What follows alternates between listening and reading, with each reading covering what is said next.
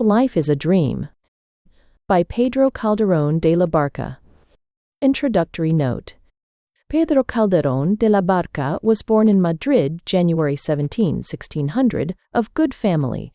He was educated at the Jesuit College in Madrid and at the University of Salamanca, and a doubtful tradition says that he began to write plays at the age of 13. His literary activity was interrupted for 10 years, 1625 to 1635, by military service in Italy and the Low Countries, and again for a year or more in Catalonia. In 1637 he became a Knight of the Order of Santiago, and in 1651 he entered the priesthood, rising to the dignity of Superior of the Brotherhood of San Pedro in Madrid. He held various offices in the court of Philip IV, who rewarded his services with pensions and had his plays produced with great splendor. He died May 5, 1681. At the time when Calderon began to compose for the stage, the Spanish drama was at its height.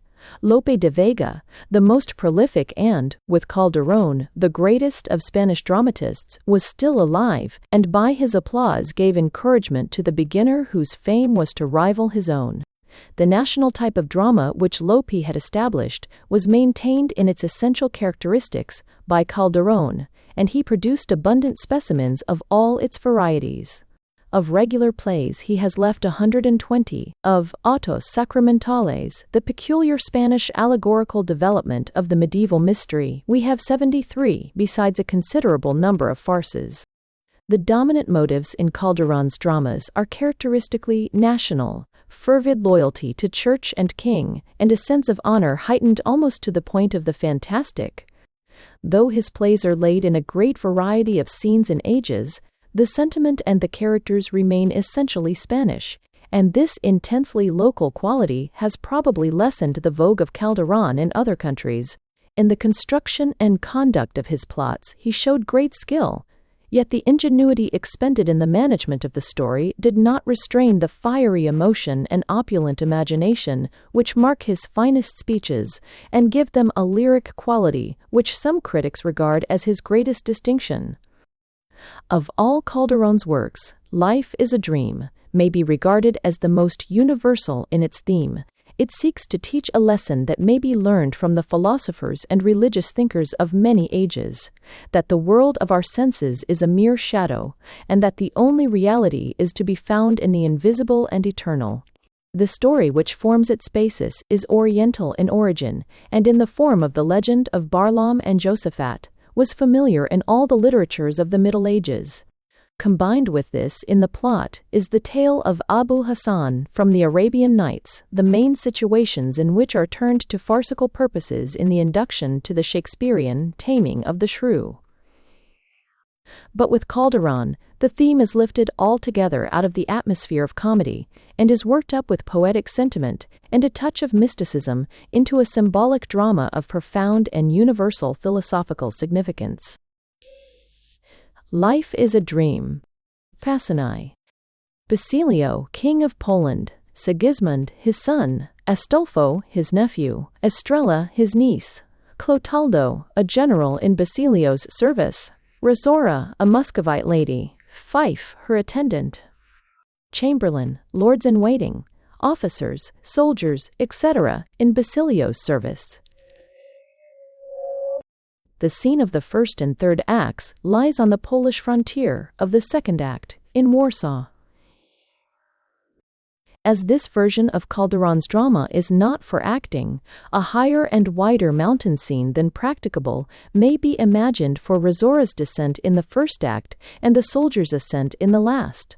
The bad watch kept by the sentinels who guarded their state prisoner, together with much else, not all, that defies sober sense in this wild drama, I must leave Calderon to answer for, whose audience were not critical of detail and probability, so long as a good story, with strong, rapid, and picturesque action and situation, was set before them. Act 1. Scene IA, Pass of Rocks, over which a storm is rolling away, and the sun setting, in the foreground, halfway down, a fortress. Enter first from the topmost rock, Risora, as from horseback, in man's attire, and, after her, fife. Risora. There, four-footed fury, blast, engendered brute, without the wit of brute, or mouth to match the bit of man, art satisfied at last, who, when thunder rolled aloof, towered the spheres of fire your ears, pricking, and the granite kicking into lightning with your hoof, among the tempest, shattered crags, shattering your luckless rider. Back into the tempest past? There then lie to starve and die, or find another phaeton, mad-mettled as yourself, for I, wearied, worried, and fordone, alone will down the mountain try, that knits his brows against the sun. Fife, as to his mule. There, thou misbegotten thing, long-eared lightning, tailed tornado, griffin hoof in hurricano, I might swear till I were almost hoarse with roaring Assonante, who forsooth, because our betters, would begin to kick and fling. Why temper thereto, would begin to kick and fling. Why temper their temper their temper their.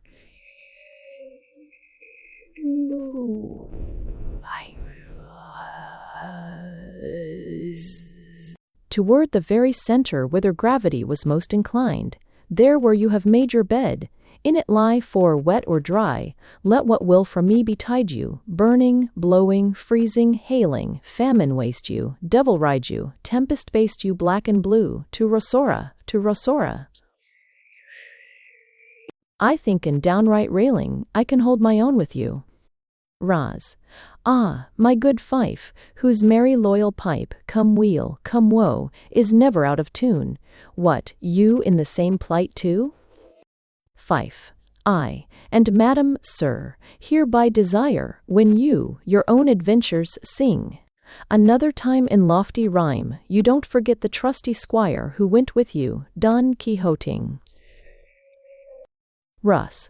Well, my good fellow, to leave Pegasus, who scarce can serve us than our horses worse, they say no one should rob another of the single satisfaction he has left, of singing his own sorrows. One so great, so says some great philosopher, that trouble were worth encountering only for the sake of weeping over. What perhaps you know, some poet calls the luxury of woe. Fife. Had I the poet or philosopher in the place of her that kicked me off to ride, I'd test his theory upon his hide. But no bones broken, madam. Sir, I mean. Roz. A scratch here that a handkerchief will heal. And you? And you? Fife. A scratch in quiddity, or kind, but not in quos. My wounds are all behind, but, as you say, to stop this strain, which, somehow, once one's in the vein, comes clattering after, there again, what are we twain, deuce takent? We two, I mean to do, drenched through and through. Oh, I shall choke of rhymes, which I believe, are all that we shall have to live on here.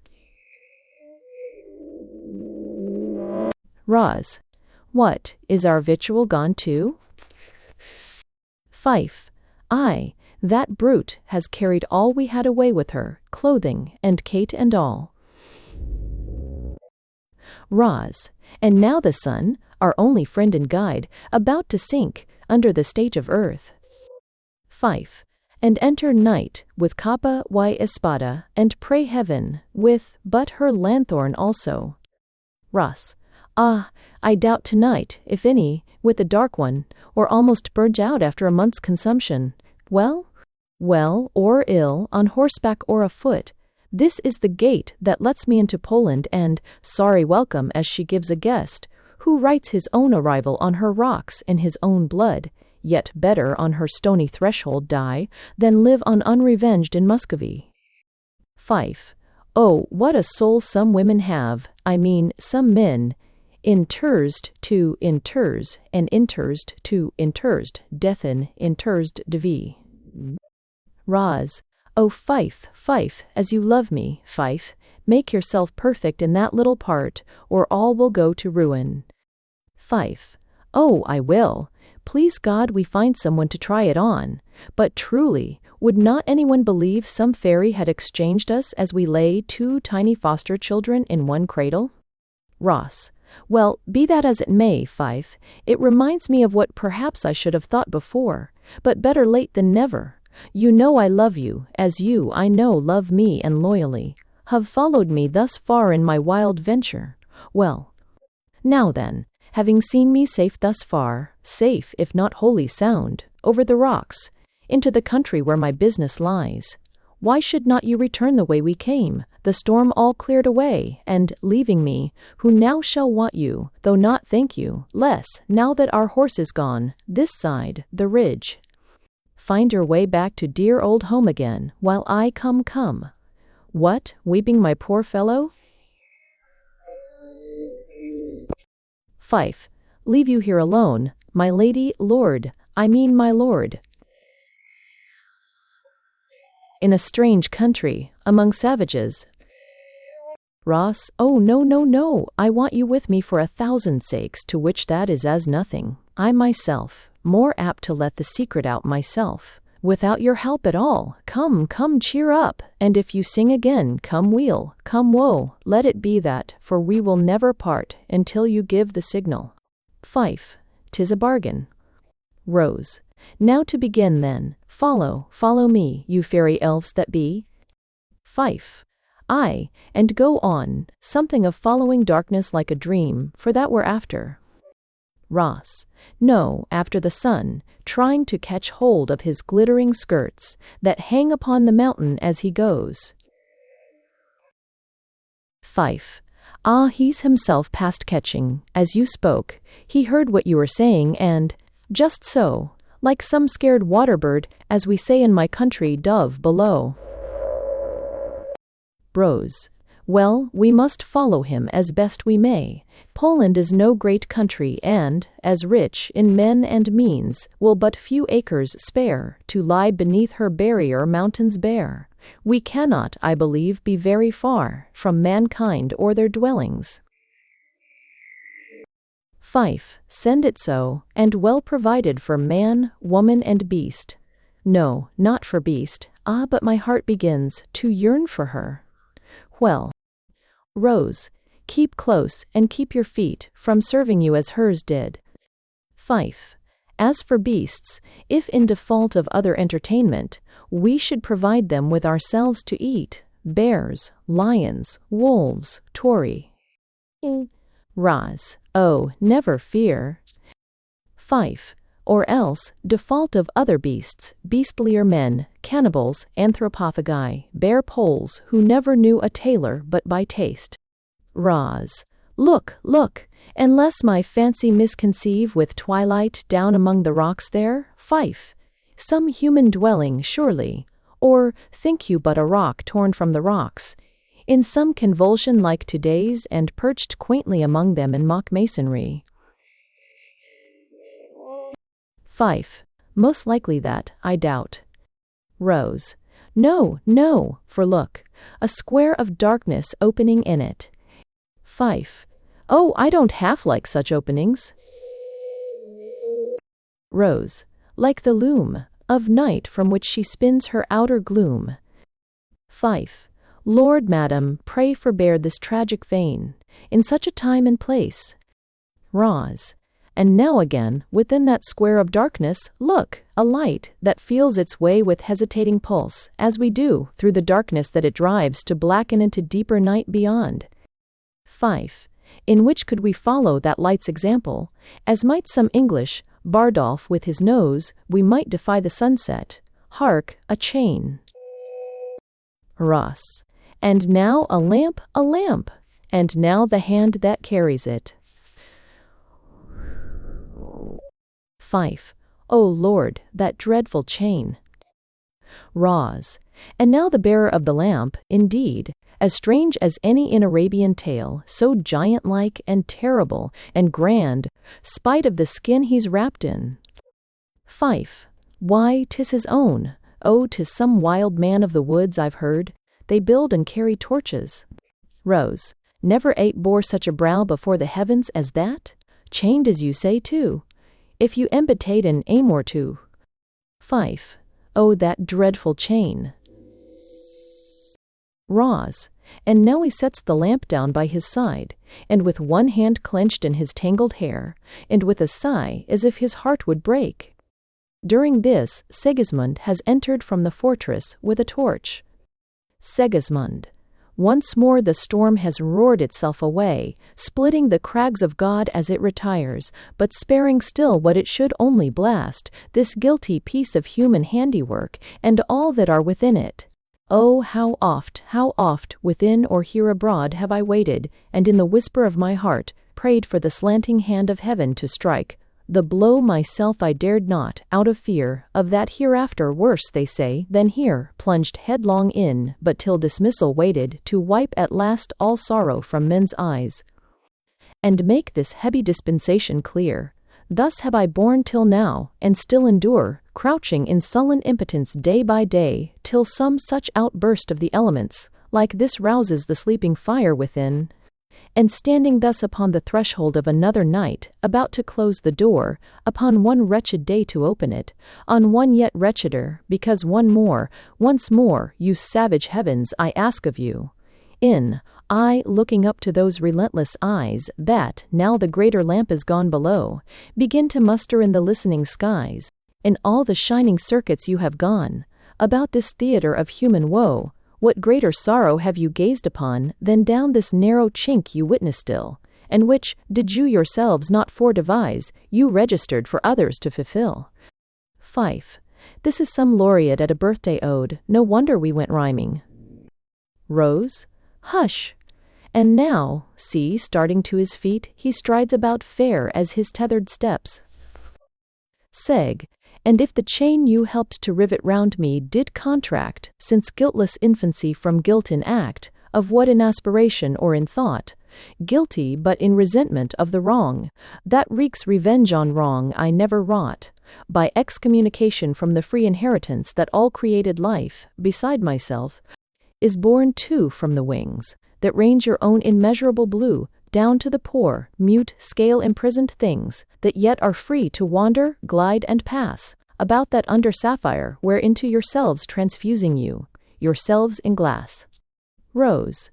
What mystery is this? Fife. Why, the man's mad, that's all the mystery, that's why he's chained. And why? Seg. Nor nature's guiltless life alone, but that which lives on blood and rapine, nay, chartered with larger liberty to slay their guiltless kind, the tyrants of the air, soar zenith, upward with their screaming prey, making pure heaven drop blood upon the stage of under earth, where lion, wolf, and bear, and they that on their treacherous velvet wear figure and constellation like your own, with their still living slaughter bound away, over the barriers of the mountain cage, against which one, blood guiltless and endued with aspiration and with aptitude, transcending other creatures, day by day, beats himself mad with unavailing rage. Fife. Why, that must be the meaning of my mule's rebellion. Ended. Raz. Hush. Seg. But then if murder be the law by which not only conscience blind creatures, but man too prospers with his kind, who leaving all his guilty fellows free, under your fatal auspice and divine compulsion, leagued in some mysterious ban against one innocent and helpless man, abuse their liberty to murder mine, and sworn to silence, like their masters mute, in heaven, and like them twirling through the mask of darkness, answering to all I ask, point up to them whose work they execute. Rose.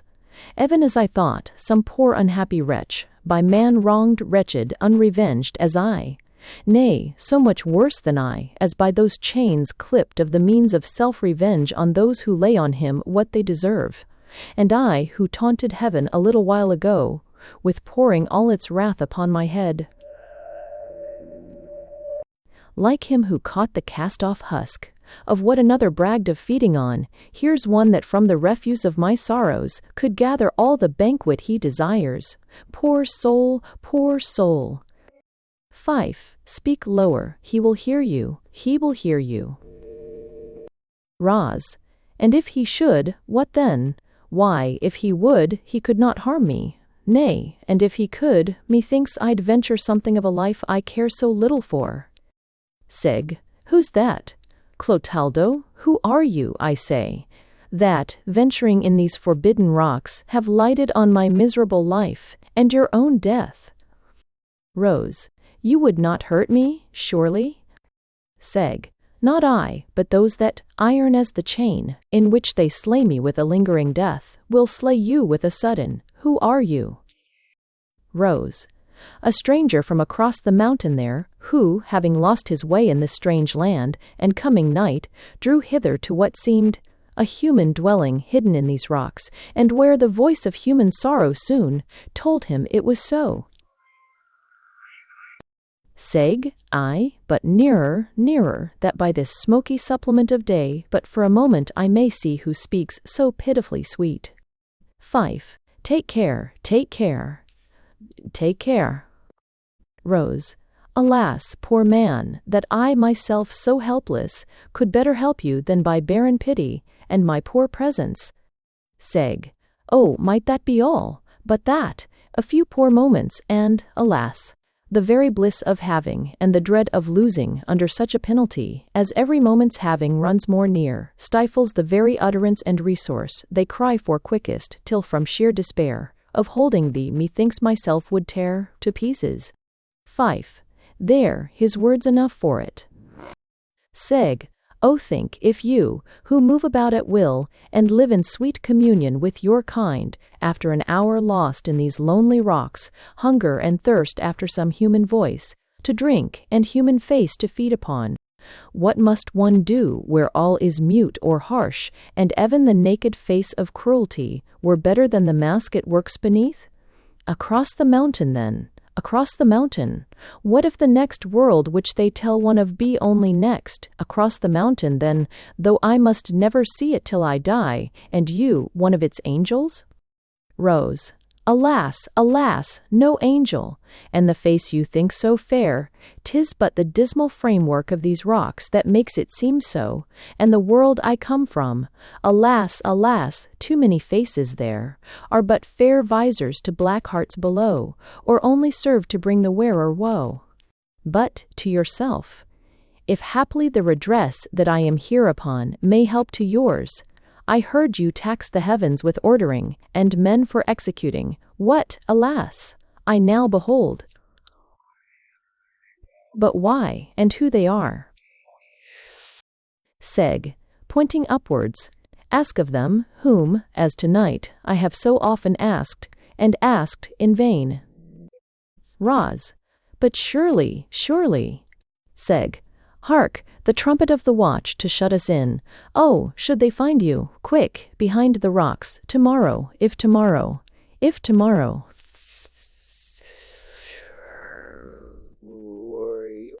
Rose, flinging her sword toward him, take my sword. Rosaura and Fife hide in the rocks, enter Clotaldo.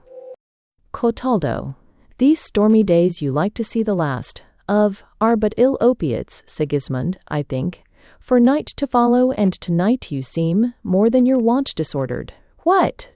A sword! Within there. Enter, soldiers with black visors and torches. Fife, here's a pleasant masquerade. Clo, who's ever watched this will have to pay head reckoning. Meanwhile, this weapon had a wearer. Bring him here, alive or dead. Seg, Clotaldo, good Clotaldo. Clo, to soldiers who enclose Sigismund, others searching the rocks. You know your duty. Soldiers bringing in Rosaura and Fife. Here are two of them, who ever more to follow. Clo, who are you, that in defiance of known proclamation, are found, at night, fall to, about this place? Fife, O my lord, I mean he. Rose silence. Fife, and let me speak for both. Two foreign men, to whom your country and its proclamations are equally unknown, and had we known, ourselves not masters of our lawless beasts, that, terrified by the storm among your rocks, flung us upon them to our cost. 5. My mule. Age problem. 7. Of what country, if you only of the problem, if you a chew, just rust and over to. Ga. Muscovy. Oh, and whither bound? Raz. Hither, if this be Poland, but with no ill design on her, and therefore taking it ill that we should thus be stopped upon her threshold so uncivilly. Clo. Whither in Poland? Raz. To the capital. Lo. And on what errand? On what errand? Ras. Set me on the road, and you shall be the nearer to my answer. Clo. Aside. So resolute and ready to reply, and yet so young. And loud. Aloud. Raz. He was the first we saw, and strangers and benighted as we were, as you too would have done in a like case, accosted him at once. A Clo. Aye, but this sword. But this sword. Raz. I flung it toward him, if you also for undered and the tested of the tested minity. It's a provant that it sticks tested minity. Clo. Well, and why? Raz. And why, but to revenge himself on those who thus injuriously misuse him. Clo. So. 'Tis well such resolution wants a beard, and, I suppose, is never to attain one. Well, I must take you both, you and your sword, prisoners. 5. Offering a cudgel. Pray take mine, and welcome, sir, I'm sure I gave it to that mule of mine, to mighty little purpose. Raz. Mine you have, and may it win us some more kindliness than we have met with yet. Clo. Examining the sword. More mystery, how came you by this weapon? Ross. From my father. Shay, free development. Both is, Shay auntie. Clo. And do you know whence he? Oh, very well, from one of this same Polish realm of yours, who promised a return should come the chance, of courtesies that he received himself, in Muscovy, and left this pledge of it. Not likely yet, it seems, to be redeemed. Clo. Aside. Oh, wondrous chance, or wondrous providence, the sword that I myself in Muscovy, when these white hairs were black, for keepsake left, of obligation for a like return, to him who saved me wounded as I lay fighting against his country, took me home, tended me like a brother till recovered, perchance to fight against him once again, and now my sword put back into my hand, by his, if not his son, still as so seeming, by me, as first devoir of gratitude, to seem believing, till the wearer's self see fit to drop the ill-dissembling mask. Aloud. Well, a strange turn of fortune has arrested the sharp and sudden penalty that else had visited your rashness or mischance, in part, your tender youth too. Pardon me, and touch not where your sword is not to answer. Commends you to my care, not your life only, else by this misadventure forfeited. But even your errand, which, by happy chance, chimes with the very business I am on, and calls me to the very point you aim at. Rose. The capital? Clo. Aye, the capital, and even that capital of capitals, the court, where you may plead, and, I may promise, win pardon for this, you say unwilling, trespass, and prosecute what else you have at heart, with me to help you forward all I can, provided all in loyalty to those to whom by natural allegiance I first am bound to. Ross. As you make, I take your offer, with like promise on my side, of loyalty to you and those you serve, under like reservation for regards nearer and dearer still. Clo. Enough, your hand, a bargain on both sides. Meanwhile, here shall you rest tonight. The break of day shall see us both together on the way. Raz. Thus then, what I for misadventure blamed, directly draws me where my wishes aimed. Hudon. Exeunt. Scene. I. The palace at Warsaw. Warsaw. Enter on one side Astolfo, Duke of Muscovy, with his train, and, on the other, the Princess Estrella with hers. Astolfo, my royal cousin, if so near in blood, till this auspicious meeting scarcely known, till all that beauty promised in the bud, is now to its consummate blossom blown, well met at last, and may. Estrella, enough, my lord, of compliment devised for you by some court tailor, and, believe me, still too short to cover the designful heart below. Ast, nay, but indeed, fair cousin. Est, ay, let deed measure your words, indeed your flowers of speech, ill with your iron equipage atone, irony indeed, and wordy compliment.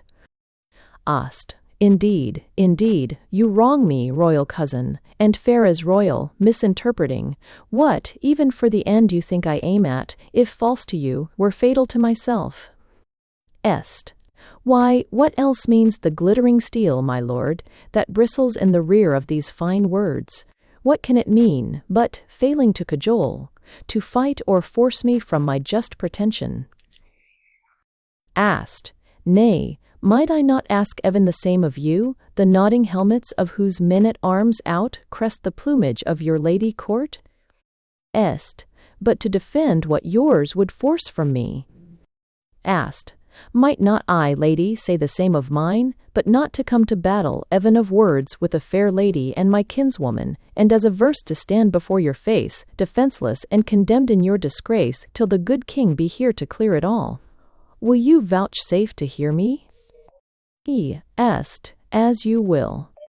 Ast, you know that, when about to leave this world, our royal grandsire, King Alfonso, left 3 children, one a son, Basilio, who wears, long may he wear, the crown of Poland, and daughters twain, of whom the elder was your mother, Coralina, now some, while exalted to a more than mortal throne, and Resisunda, mine, the younger sister, who, married to the Prince of Muscovy, gave me the light which may she live to see herself for many, many years to come.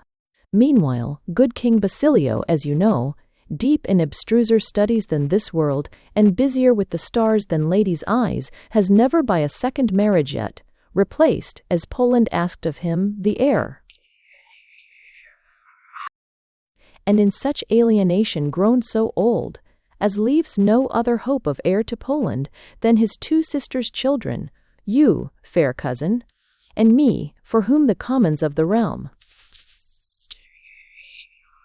or me, born of the younger, but, they say, my natural prerogative of man outweighing your priority of birth. Which discord growing loud and dangerous, our uncle King Basilio, doubly sage, in prophesying and providing for the future as to deal with it when come, bids us here meet today in solemn council, our several pretensions to compose. And but the martial outburst that proclaims his coming makes all further parley vain, unless my bosom, by which only wise I prophesy, now wrongly prophesies, by such a happy compact as I dare, but glance at till the royal sage declare. Trumpets, etc. Enter King Basilio with his council. All, the king, God save the king. Estrella, kneeling, O royal sir. Astolfo, kneeling, God save your majesty. King, rise both of you, rise to my arms, Astolfo and Estrella, as my 2 sisters' children always mine, now more than ever, since myself and Poland solely to you for our succession looked. And now give ear, you and your several factions, and you, the peers and princes of this realm, while I reveal the purport of this meeting in words whose necessary length I trust no unsuccessful issue shall excuse. You and the world who have surnamed me sage, know that I owe that title, if my due, to my long meditation on the book, which ever lying open overhead, the book of heaven, I mean, so few have read, whose golden letters on whose sapphire leaf, distinguishing the page of day and night, and all the revolution of the year. So with the turning volume where they lie, still changing their prophetic syllables, they register the destinies of men, until with eyes that, dim with years indeed, are quicker to pursue the stars than rule them, I get the start of time, and from his hand the wand of tardy revelation draw. Oh, had the self-same heaven upon his page inscribed my death ere I should read my life, and, by forecasting of my own mischance, play not the victim but the suicide. You know how once, as kings must for their people, and only once, as wise men for themselves, I wooed and wedded, know too that my queen, in childing died, but not, as you believe, with her, the son she died in giving life to. For, as the hour of birth was on the stroke, her brain conceiving with her womb, she dreamed, a serpent tore her entrail, and too surely, for evil omen seldom speaks in vain, the man-child breaking from that living tomb, that makes our birth the antitype of death, man grateful, for the life she gave him paid, by killing her, and with such circumstance, as suited such unnatural tragedy, he coming into light, if light it were, that darkened at his very horoscope, when heaven's two champions, sun and moon I mean, suffused in blood upon each other fell, in such a raging duel of eclipse as hath not terrified the universe, since that which wept in blood, the death of Christ, on Martigal. When the dead walked, the waters turned to blood, earth and her cities tottered, and the world seemed shaken to its last paralysis. In such a paroxysm of dissolution, that son of mine was born, by that first act, heading the monstrous catalogue of crime, I found forewritten in his horoscope, as great a monster in man's history, as was in nature his nativity, so savage, bloody, terrible, and impious, who, should he live, would tear his country's entrails, as by his birth his mother's, with which crime.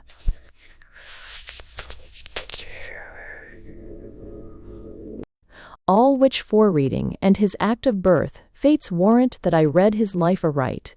To save his country from his mother's fate, I gave abroad that he had died with her.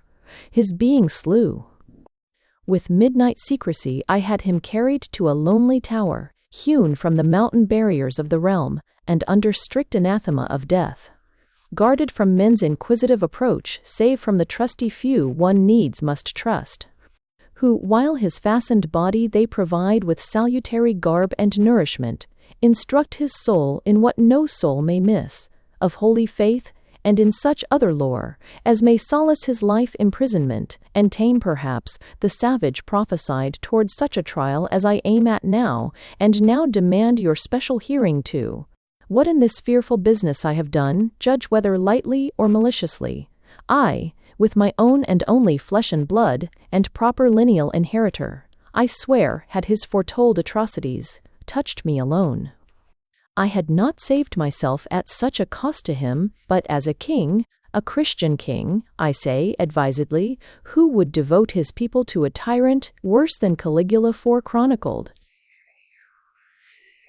But even this not without grave misgiving, lest by some chance misreading of the stars, or misdirection of what rightly read, I wrong my son of his prerogative, and Poland of her rightful sovereign.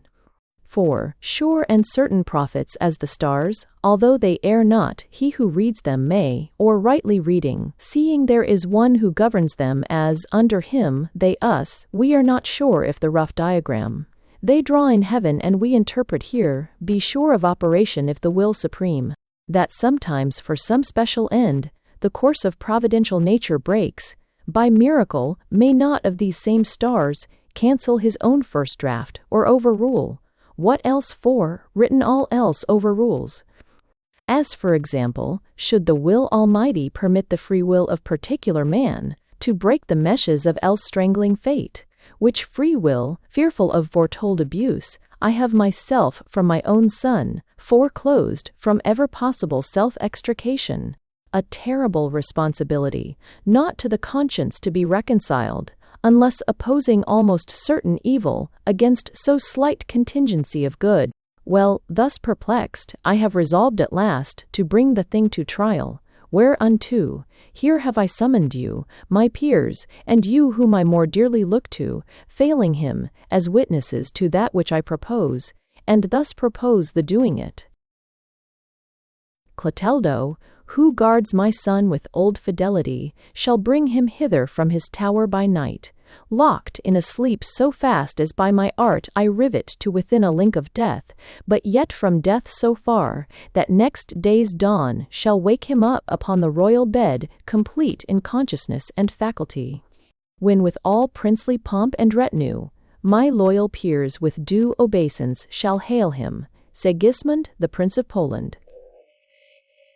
Then if with any show of human kindness he fling discredit not upon the stars, but upon me, their misinterpreter, with all apology mistaken age, can make to youth it never meant to harm, to my son's forehead will I shift the crown I long have wished upon a younger brow, and in religious humiliation, for what of worn-out age remains to me, entreat my pardon both of heaven and him, for tempting destinies beyond my reach. But if, as I misdoubt, at his first step the hoof of the predicted savage shows, before predicted mischief can be done, the selfsame sleep that loosed him from the chain shall reconsign him, not to loose again, then shall I, having lost that heir direct, look solely to my sister's children, twain each of a claim so equal as divides the voice of Poland to their several sides, but, as I trust, to be entwined ere long, into one single wreath so fair and strong, as shall at once all difference atone, and cease the realm's division with their own, cousins and princes, peers and counsellors. Such is the purport of this invitation, and such is my design, whose furtherance, if not as sovereign, if not as seer, yet one whom these white locks, if nothing else, to patient acquiescence consecrate, I now demand and even supplicate. Asked, such news, and from such lips may well suspend the tongue to loyal answer most attuned, but if to me as spokesman of my faction, your highness looks for answer, I reply, for one and all, let Sigismund, whom now we first hear tell of as your living heir, appear, and but in your sufficient eye, approve himself worthy to be your son, then we will hail him Poland's rightful heir. What says my cousin?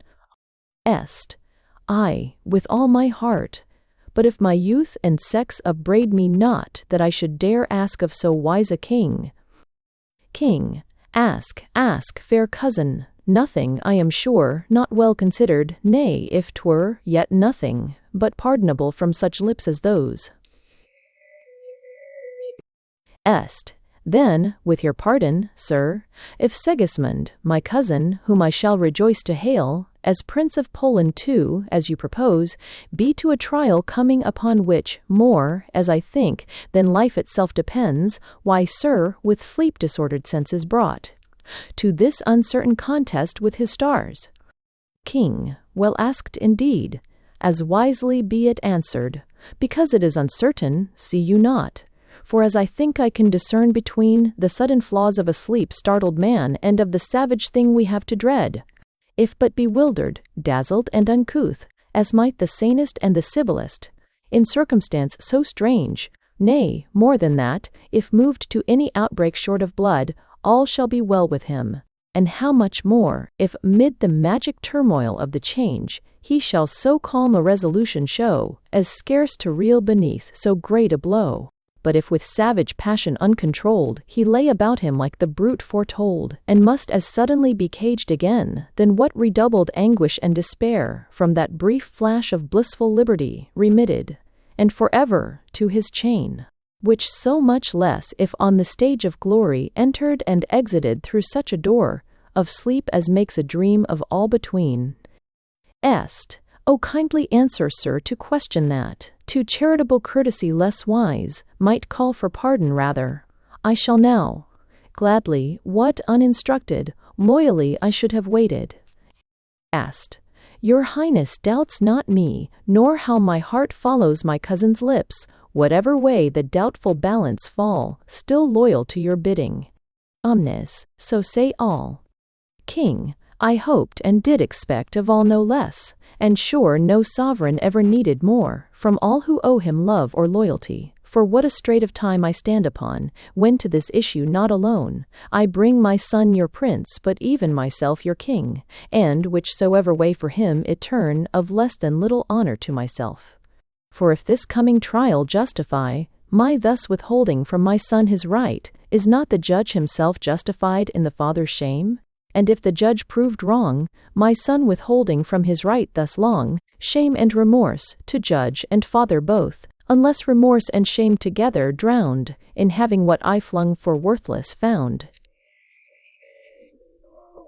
But come, already weary with your travel, and ill refreshed by this strange history, until the hours that draw the sun from heaven, unite us at the customary board, each to his several chamber, you to rest, I to contrive with old Clotaldo. Best, the method of a stranger thing than old time has a yet among his records told. Excellent. Act I. Scene I. A throne room in the palace, music within. Enter King and Clotaldo, meeting a lord in waiting. King. You for a moment beckoned from your office.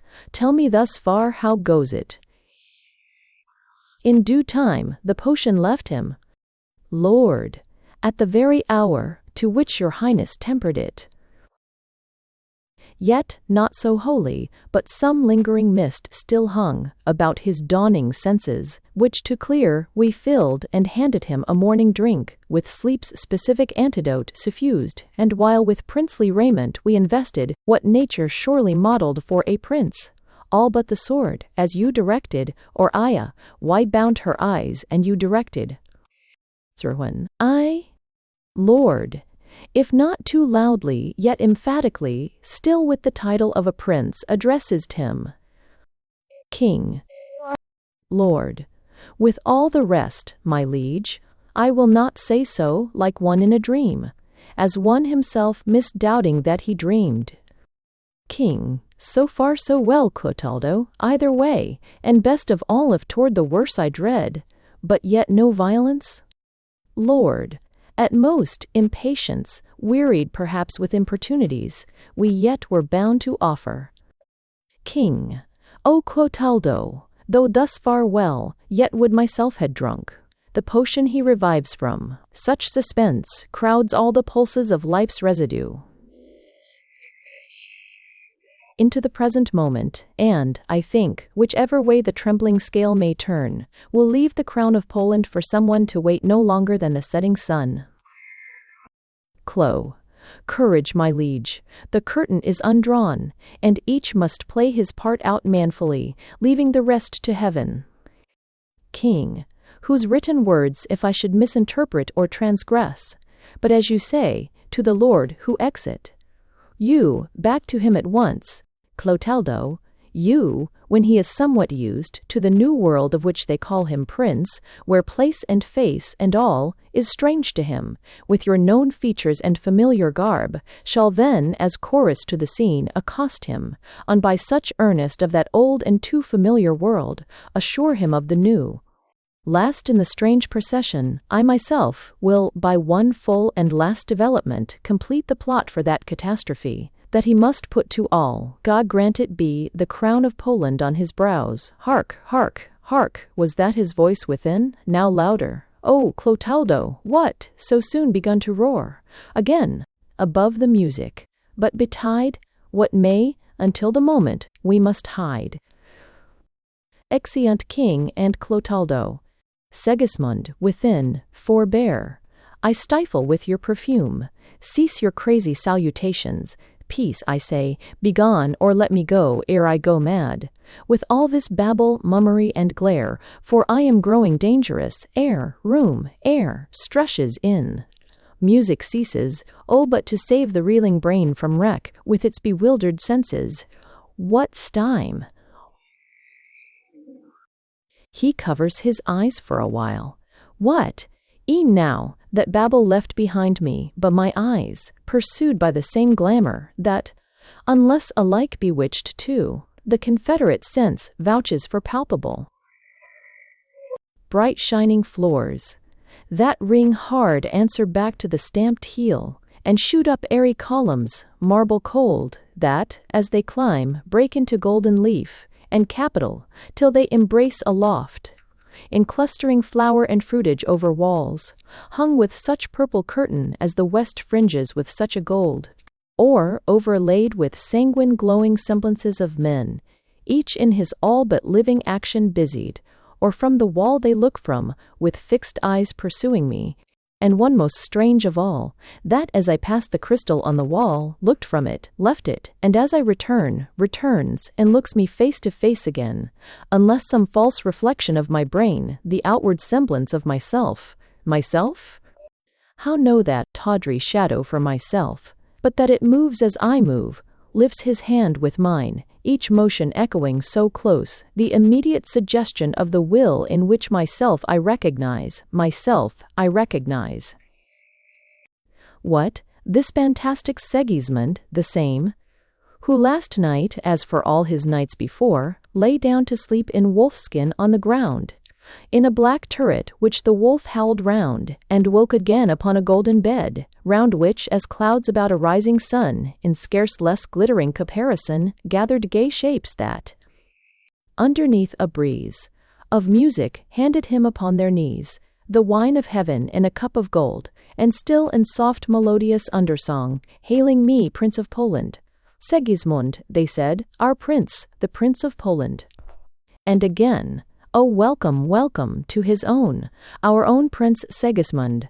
Oh, but a blast, one blast of the rough mountain air, one look at the grim features, he goes to the window. What they disvisored also. Shattered chaos, cast into stately shape and masonry, between whose channeled and perspective sides, compact with rooted towers, and flourishing, to heaven with gilded pinnacle and spire, flows the live current ever to and fro, with open aspect and free step, Clotaldo, Clotaldo, calling as one scarce dares call for him who suddenly might break the spell. One fears to walk without him. Why, that I, with unencumbered step as any there, go stumbling through my glory, feeling for that iron leading string, I, for myself. For that fast-anchored self of yesterday and all my life before. Air drifted clean from self-identity, upon the fluctuation of today's mad whirling circumstance. And, fool, why not? If reason, sense, and self-identity obliterated from a worn-out brain, art thou not maddest striving to be sane, and catching at that self of yesterday, that, like a leper's rags, best flung away? Or if not mad, then dreaming? It's, well, dreaming then, or if self to self be true, not mocked by that, but as poor souls have been, by those who wronged them, to give wrong new relish? Or have those stars, indeed, they told me of, as masters of my wretched life of old, into some happier constellation rolled, and brought my better fortune out on earth, clear as themselves in heaven? Prince Segismund, they called me, and at will I shook them off. Within there, you, Segismund calls. Prince Segismund and enters. He has seated himself on the throne. Enter Chamberlain, with lords in waiting. Chem. I rejoice that unadvised of any but the voice of royal instinct in the blood, your highness has ta'en the chair that you were born to fill. Seg. The chair? The chair? Chom. The royal throne of Poland, sir, which may your royal highness keep as long as he that now rules from it shall have ruled, when heaven has called him to itself. Seg. When he, Chum, your royal father, King Basilio, sir, and Pede, what shine and zulls, sir. Seg. My royal father, King Basilio. You see I answer but as echo does, not knowing what she listens or repeats. This is my throne, this is my palace. Oh, but this out of the window? Shame. Warsaw, sir, your capital. Seg. And all the moving people? Chame. Your subjects and your vassals like ourselves. Seg. I, my subjects, in my capital, Warsaw, and I am prince of it. You see it needs much iteration to strike sense into the human echo. Chame. Left a while, in the quick brain, the word will quickly to full meaning blow. Egg. You think so? Chame. And meanwhile, lest our obsequiousness, which means no worse than customary honor to the prince, We most rejoice to welcome, trouble you. Should we retire again, or stand apart? Or would your highness have the music play again, which meditation, as they say, so often loves to float upon? Seg. The music? No. Yes, perhaps the trumpet, to a side. Yet if that brought back the troop. A lord, the trumpet, there again, how trumpet-like, spoke out the blood of Poland. Chom. Before the morning is far up, your highness will have the trumpet marshalling your soldiers under the palace windows. Seg. Ah, my soldiers, my soldiers, my soldiers not black vizard? Sham, sir. Seg. No matter, but, one thing, for a moment. In your ear, do you know one, Clotaldo? Chom. Oh, my lord, he and myself together, I may say, although in different vocations, have silvered in your royal father's service, and, as I trust, with both of us a few white hairs to fall in yours. Seg. Well said, well said. Basilio, my father, well, Clotaldo, is he my kinsman too? Chame. Oh, my good lord, a general simply in your highness' service, than whom your highness has no trustier. Seg. Aye, so you said before, I think. And you, with that white wand of yours. Why now I think on't, I have read of such, a silver-haired magician with a wand, who in a moment, with a wave of it, turned rags to jewels, clowns to emperors, by some benigner magic than the stars, spirited poor good people out of hand, from all their woes, in some enchanted sleep, carried them off on cloud or dragon back, over the mountains, over the wide deep, and set them down to wake in fairyland. Cham. Oh, my good lord, you laugh at me, and I, right glad to make you laugh at such a price. You know me no enchanter if I were, I and my wand as much as your highness, as now your chamberlain. Seg. My chamberlain? On these that follow you. Chong. On you, my lord, your highness's lords in waiting. Seg. Lords in waiting. Well, I have now learned to repeat, I think, if only, but by rote. This is my palace, and this my throne, which unadvised. And that out of the window there my capital, and all the people moving up and down, my subjects and my vassals like yourselves, my chamberlain, and lords in waiting, and Clotaldo. You are an aged, and seem a reverend man. You do not, though his fellow officer, you do not mean to mock me? Full. Sham. Oh, my lord. Seg. Well then, if no magician, as you say, yet setting me a riddle that my brain, with all its senses whirling, cannot solve. Yourself, or one of these with you, must answer. How I, that only last night fell asleep, not knowing that the very soil of earth I lay down, chained to sleep upon, was Poland, awake to find myself the lord of it, with lords and generals and chamberlains, and even my very gaoler, for my vassals. Enter suddenly Clotaldo. Clotaldo, stand all aside, that I may put into his hand the clue, to lead him out of this amazement. Sir, vouchsafe your highness from my bended knee, receive my homage first.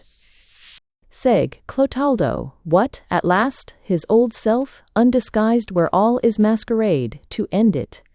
You kneeling too. What?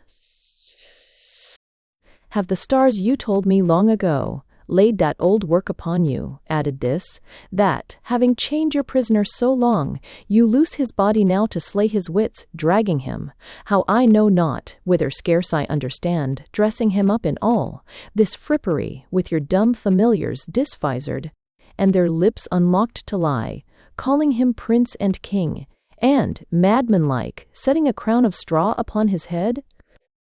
Clo. Would but your highness, as indeed I now must call you, and upon his bended knee, never bent, subject more devotedly.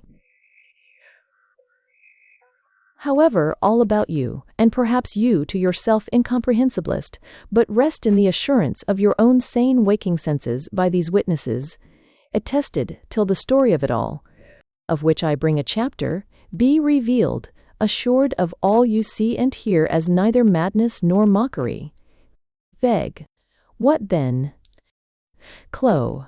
All it seems, this palace with its royal garniture, this capital of which it is the eye, with all its temples, marts, and arsenals, this realm of which this city is the head, with all its cities, villages, and tilth, its armies, fleets, and commerce, all your own, and all the living souls that make them up, from those who now, and those who shall, salute you, down to the poorest peasant of the realm, your subjects, who, though now their mighty voice sleeps in the general body unapprised, wait but a word from those about you, now, to hail you, Prince of Poland, Segismund. Seg. Clo. As sure as anything is, or can be. Seg. You swear it on the faith you taught me, elsewhere? Clo, kissing the hilt of his sword. Swear it upon this symbol, and champion of the holy faith I wear it to defend. Seg, to himself, my eyes have not deceived me, nor my ears, with this transfiguration, nor the strain of royal welcome that arose and blew, breathed from no lying lips along with it, for here Clotaldo comes, his own old self, who, if not lie and phantom with the rest, aloud, well then, all this is thus. For have not these fine people told me so, and you, Clotaldo, sworn it, and the why and wherefore are to follow by and by? And yet, why wait for that which you, who take your oath on it, can answer? And indeed, it presses hard upon my brain. What I was asking of these gentlemen, when you came in upon us, how it is that I, the Sigismund you know so long, no longer than the sun that rose today rose, and from what you know, rose to be Prince of Poland? Clo. So to be acknowledged and entreated, sir? Sir? Seg. So be acknowledged and entreated. Well, but if now by all, by some at least, so known, if not entreated heretofore, though not by you, for, now, I think again, of what should be your attestation worth, you that of all my questionable subjects, who knowing what, yet left me where I was, you least of all, Clotaldo, till the dawn of this first day that told it to myself? Clo. Oh, let your highness draw the line across forewritten sorrow, and in this new dawn, bury that long sad night. Seg. Not even the dead, called to the resurrection of the blessed, shall so directly drop all memory of woes and wrongs foregone. Clo. But not resent, purged by the trial of that sorrow past for full fruition of their present bliss. Seg. But leaving with the judge what, till this earth, be cancelled in the burning heavens, he leaves his earthly delegates to execute, of retribution in reward to them. And woe to those who wronged them, not you, Clotaldo, knowing not, and yet even to the guiltiest wretch in all the realm. Of any treason guilty short of that, stern usage, but assuredly not knowing, 'twas your sovereign lord, Clotaldo, you used so sternly.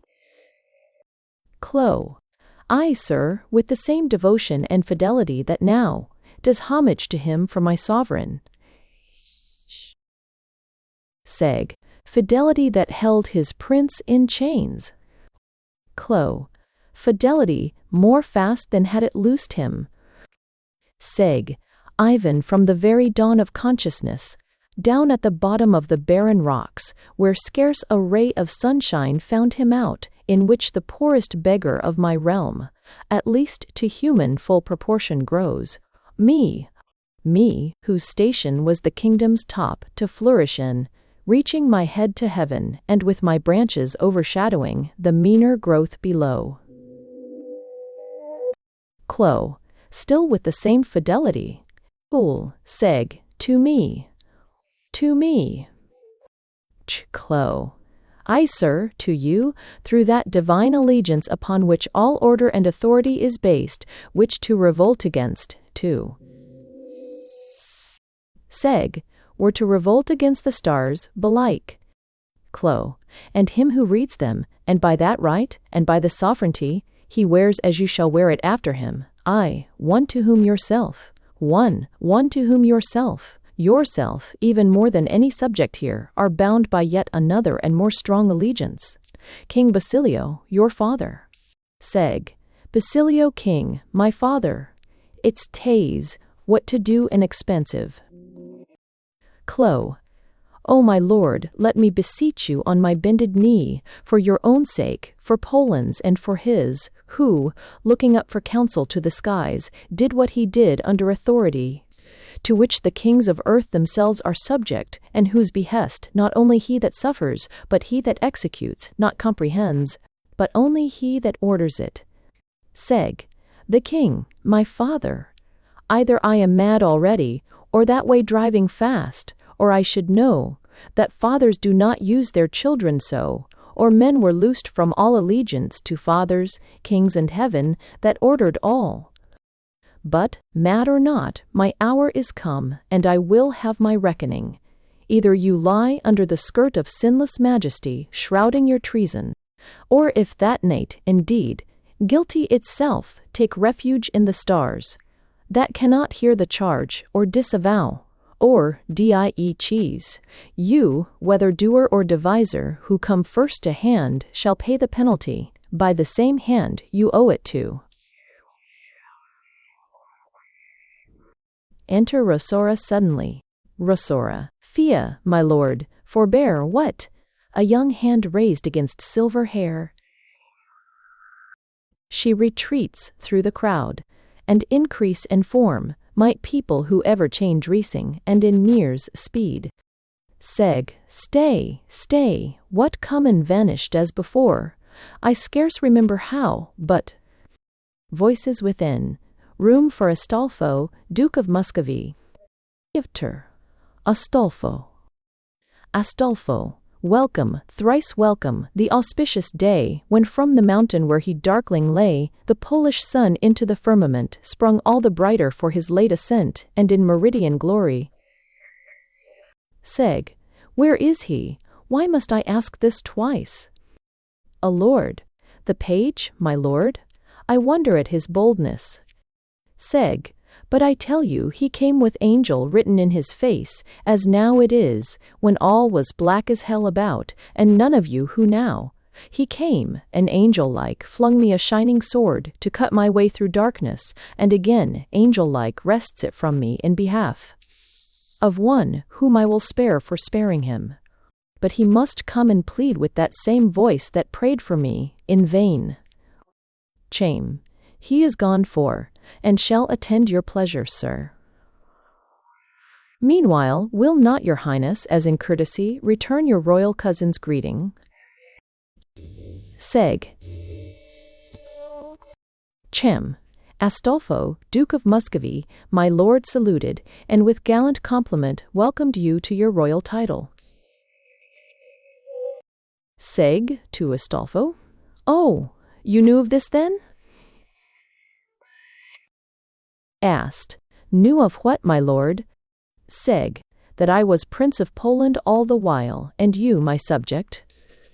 Asked. Pardon me, my lord, but some few hours ago myself I learned your dignity, but knowing it no more than when I knew it not, your subject. Seg. What then? Asked. Your Highness's chamberlain Evan now has told you, Astolfo, Duke of Muscovy, your father's sister's son, your cousin, sir, and who as such, and in his own right prince, expects from you the courtesy he shows. Chame. His Highness is as yet unused to court, and to the ceremonious interchange of compliment, especially to those who draw their blood from the same royal fountain. Seg. Where is the lad? I weary of all this. Prince, cousins, chamberlains, and compliments, where are my soldiers? Blow the trumpet, and with one sharp blast scatter these butterflies, and bring the men of iron to my side, with whom a king feels like a king indeed. Voices within. Within there, room for the Princess Estrella. Enter Estrella with ladies. Estrella. Welcome, my lord, right welcome to the throne. That much too long has waited for your coming, and, in the general voice of Poland, here, a kinswoman and cousins no less sincere. Seg. Ay, this is welcome worth indeed, and cousin worth. Oh, I have thus, over the threshold of the mountain seen, leading a bevy of fair stars, the moon, enter the court of heaven, my kinswoman, my cousin, fulla stinguages and people. Est, if you please, to count your cousin for your subject, sir, you shall not find her a disloyal. Seg, oh, but there are twin stars in that heavenly face, that now I know for having overruled those evil ones that darkened all my past, and brought me forth from that captivity, to be the slave of her who set me free. Est, indeed, my lord, these eyes have no such power over the past or present, but perhaps they brighten at your welcome to supply the little that a lady's speech commends, and in the hope that, let whichever be the other subject, we may both be friends. Seg, your hand to that? But why does this warm hand shoot a cold shudder through me? Est, in revenge. For likening me to that cold moon, perhaps. Seg, oh, but the lip whose music tells me so breathes of a warmer planet, and that lip shall remedy the treason of the hand. He catches to embrace her. Est, release me, sir. Chum. And pardon me, my lord, this lady is a princess absolute, as prince he is who just saluted you, and claims her by affiance. Seg, hence, old fool, for ever thrusting that white stick of yours between me and my pleasure. Ast, this cause is mine. Forbear, sir. Seg, what, sir mouthpiece, you again? Ast, my lord, I waive your insult to myself, in recognition of the dignity you yet are new to, and that greater still you look in time to wear. But for this lady, whom, if my cousin now, I hope to claim henceforth by yet a nearer, dearer name. Seg, and what care I? She is my cousin too, and if you be a prince, well, am not I lord of the very soil you stand upon, by that and by that right beside of blood, that like a fiery fountain hitherto, pent in the rock leaps toward her at her touch, mine, before all the cousins in Muscovy. You call me Prince of Poland, and yourselves, my subjects, traitors therefore to this hour, who let me perish all my youth away, chained there among the mountains, till, forsooth, terrified at your treachery foregone, you spirit me up here, I know not how, popinjay, like invest me like yourselves, choke me with scent and music that I loathe, and, worse than all the music and the scent, with false, long-winded, fulsome compliment, that, oh, you are my subjects, and in word reiterating, still obedience, thwart me indeed at every step I take, when just about to wreak a just revenge upon that old arch-traitor of you all, filch from my vengeance him I hate, and him I loved, the first and only face, till this I cared to look on in your ugly court, and now when palpably I grasp at last what hitherto but shadowed in my dreams, affiances and interferences the first who dares to meddle with me more, princes and chamberlains and counsellors touch her who dares. Ast, that dare I? One is, I mest heady after die. Seg, seizing him by the throat, you dare. My lord. Yes. Well, a lord, his strength's a lion's. Voices within, the king. King, enter king. A lord, and on a sudden how he stands at gaze, as might a wolf just fastened on his prey, glaring at a suddenly encountered lion. King, and I that hither flew with open arms to fold them round my son, must now return to press them to an empty heart again. He sits on the throne. Seg, that is the king, my father? After a long pause. I have heard that sometimes some blind instinct has been known to draw to mutual recognition those of the same blood, beyond all memory, divided, or even never met before. I know not how this is, perhaps in brutes that live by kindlier instincts, But I know that looking now upon that head whose crown pronounces him a sovereign king, I feel no setting of the current in my blood towered him as sire. How isn't with you, old man? Towered him they call your son. Abel's, alas, alas. Seg, your sorrow then? Batri talking in the spedium. What you two in 2000 die, to be for yous in need of visit, our based game out, sirs. And although stegio, why? King, beholding what I do. Seg, aye, but how know this sorrow that has grown, and moulded to this present shape of man, as of your own creation? King, even from birth. Seg, but from that hour to this, near, as I think, some 20 such renewals of the year, as trace themselves upon the barren rocks, I never saw you, nor you me. Unless, indeed, through one of those dark masks through which a son might fail to recognize the best of fathers. King, be that as you will, but now we see each other face to face, know me as you, I know, which did I not, by whatsoever signs, assuredly, you were not here to prove it at my risk. Seg, you are my father. And is it true then, as Clotaldo swears, 'twas you that, from the dawning birth of one yourself brought into being, you, I say, who stole his very birthright, not alone, that secondary and peculiar right of sovereignty, but even that prime inheritance that all men share alike, and chained him, too, like a wild beast's whelp, among as savage mountains, to this hour? Answer if this be thus. King, O Segismund, in all that I have done that seems to you, and, without further hearing, fairly seems, unnatural and cruel, 'twas not I, but one who writes his order in the sky, I dared not misinterpret nor neglect, who knows with what reluctance. Seg, oh, those stars, that too far up from human blame, to clear themselves or careless of the charge, still bear upon their shining shoulders all the guilt men shift upon them. King, nay, but think, not only on the common score of kind, but that peculiar count of sovereignty. If not behind the beast in brain as heart, how should I thus deal with my innocent child, doubly desired and doubly dear when come, as that sweet second self that all desire, and princes more than all, to root themselves, by that succession in their people's hearts, unless at that superior will, to which not kings alone, but sovereign nature bows. Seg, and what had those same stars to tell of me, that should compel a father and a king so much against that double instinct? King, that, which I have brought you hither at my peril against their written warning, to disprove, by justice, mercy, human kindliness. Seg, and therefore made yourself their instrument, to make your son, the savage and the brute, they only prophesied?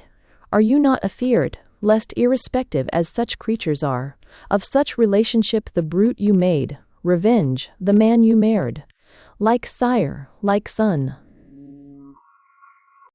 King, you never had a savage heart from me, I may appeal to Poland. Seg, then from whom, if pure in fountain, poisoned by yourself, when scarce begun to flow? To Cade, why not at once, I say, if terrified, at the prophetic omens of my birth, have drowned or stifled me, as they do, whelps too costly or too dangerous to keep? King, that, living, you might learn to live, and rule, yourself and Poland. Seg, by the means you took, to spoil for either. King, nay, but Sigismund, you know not, cannot know, happily wanting, the sad experience on which knowledge grows, how the too early consciousness of power spoils the best blood, nor whether for your long constrained disheritance, which, but for me, remember, and for my relenting love, bursting the bond of fate, had been eternal, you have not now a full indemnity. wearing the blossom of your youth unspent, in the voluptuous sunshine of a court that often, by too early blossoming, too soon deflowers the rose of royalty. Sec. Aye, but what some precocious warmth may spill, may not an early frost as surely kill. King. But, Sigismund, my son, whose quick discourse proves I have not extinguished and destroyed the man you charge me with extinguishing, however it condemn me for the fault of keeping a good light so long eclipsed, reflect. This is the moment upon which those stars, whose eyes, although we see them not, by day as well as night are on us still, hang watching up in the meridian heaven, which way the balance turns, and if to you, as by your dealing God decide it may, to my confusion. Beyonder's circustry is the bay beyonder.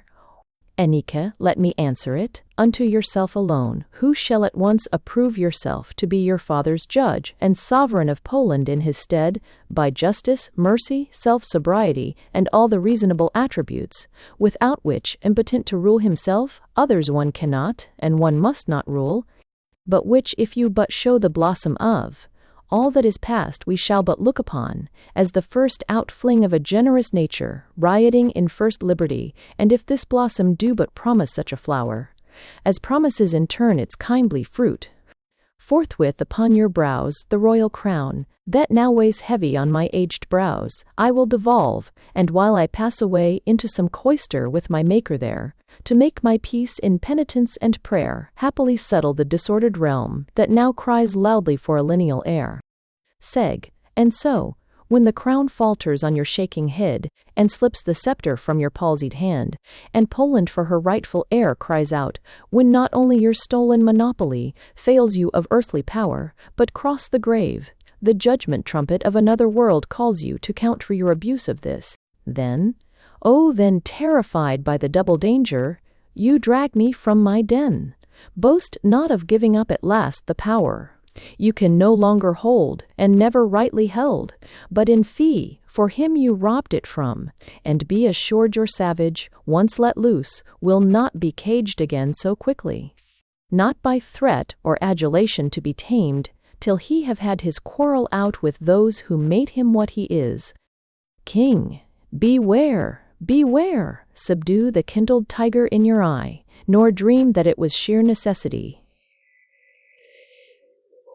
made me thus far relax the bond of fate, and, with far more of terror than of hope, threaten myself, my people, and the state.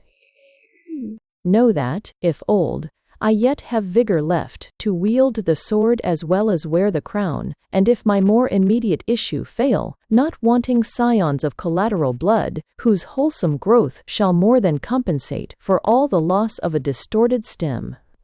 Seg. That will I straightway bring to trial. After a revelation such as this, the last day shall have little left to show of righted wrong and villainy requited.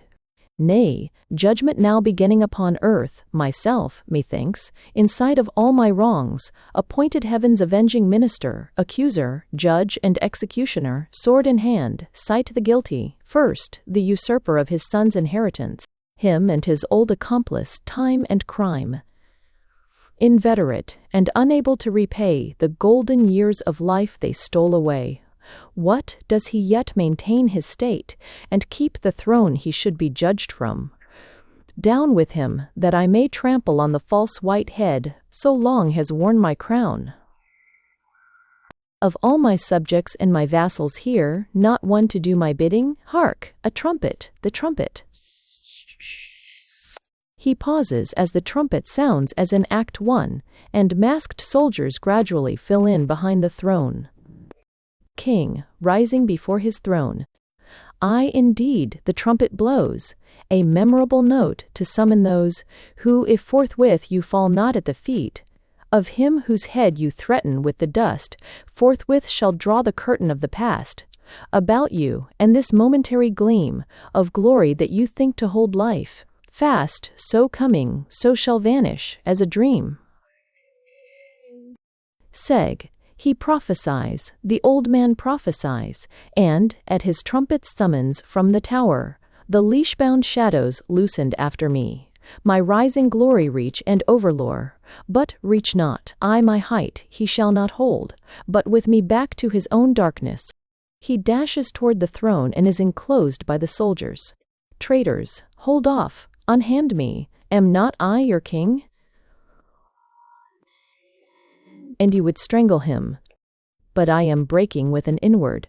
Fire shall scorch you off, and wrap me on the wings of conflagration from a kindled pyre, of lying prophecies and prophet kings above the extinguished stars. Reach me the sword he flung me, king, and shall close, but of the vintage that Clotaldo knows. Exeunt. Act I. Sinai to tower, etc., as in Act Y. Sinai to 2. I to 2. Segismund, as at first, and Clotaldo. Clotaldo, princes and princesses, and counsellors, flustered to right and left. My life made at, but that was nothing, even the white-haired venerable king seized on.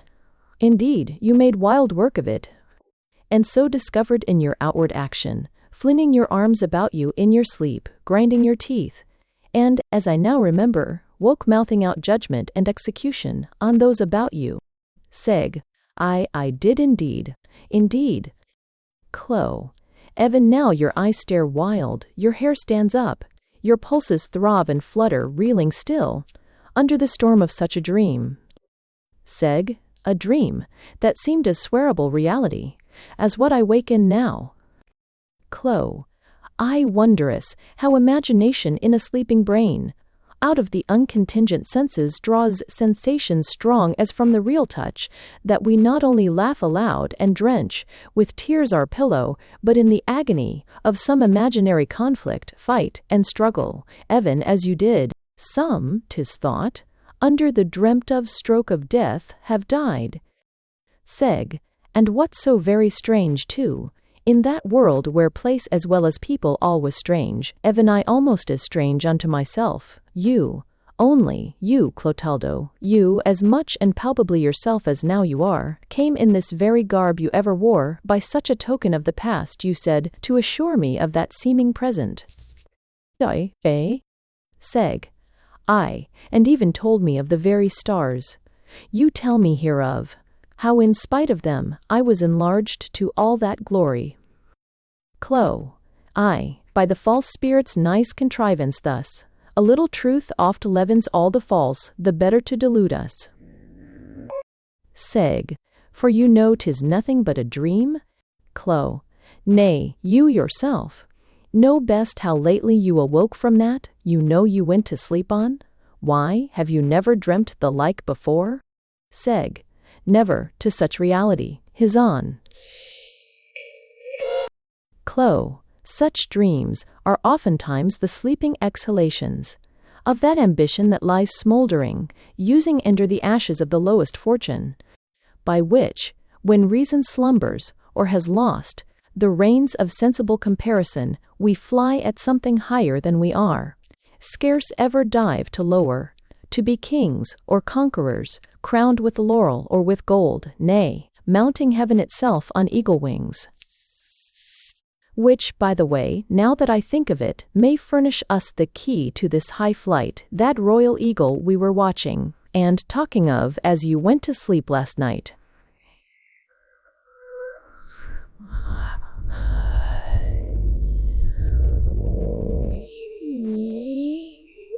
Seg. Last night? Clo.